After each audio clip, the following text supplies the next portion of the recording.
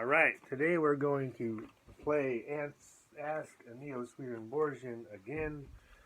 And the question today is, how is it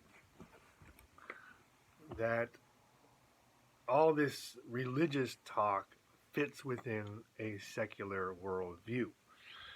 Because I am saying Neo-Swedenborgianism is a secular worldview, and in fact it is a materialist worldview. And I have here a little definition of materialism. Philosophy, a doctrine that nothing exists except matter and its movements and modifications. In other words, there is no spirit realm. There is only your own physiology. And that's what differentiates Swedenborgianism from Neo-Swedenborgianism. Swedenborgianism is a religion. Swedenborg claims to have traveled to heaven and hell. He claims that the Christian heaven exists, and he presents it as real, as a real place out there. Neo-Swedenborgianism does not say that. Neo-Swedenborgianism says that what was happening was Swedenborg was traveling within his own psyche, within his own physiology in some way, and that all these things he describes, this shelf full of books he wrote, are in fact an extension of his previous studies in physiology and anatomy. So these things he describes are all part of human physiology. Okay?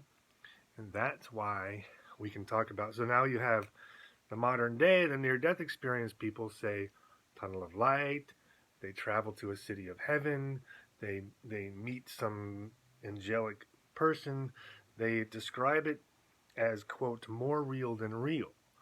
So they are experiencing what they perceive subjectively as a greater reality. And we hear about this consistently in cases of cardiac arrest and resuscitation. Now, not consistently 100%, not consistently 90%, but consistently around 10%. And if it's consistent, that makes it predictable, that makes it repeatable, that makes it an established scientific fact.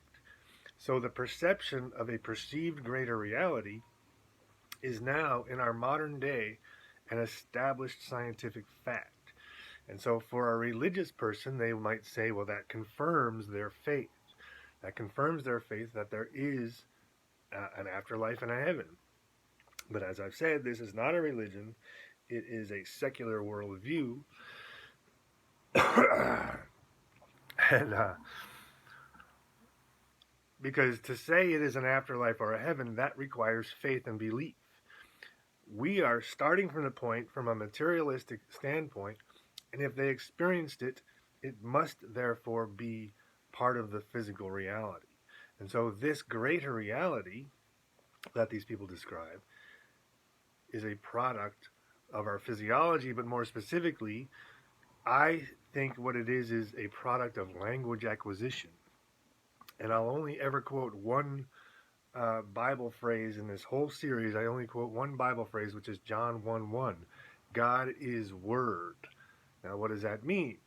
And what I'm saying it means is that when early humans first acquired language, they now had this concept of self, like me, myself.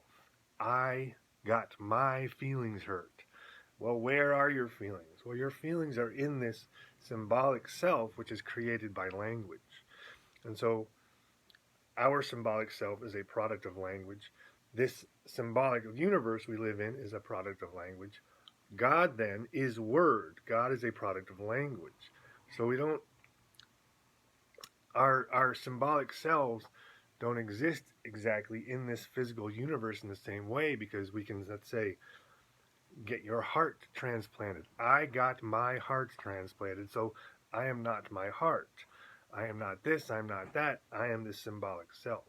And it is within this symbolic universe that we actually exist and operate, and that is where all of this takes place.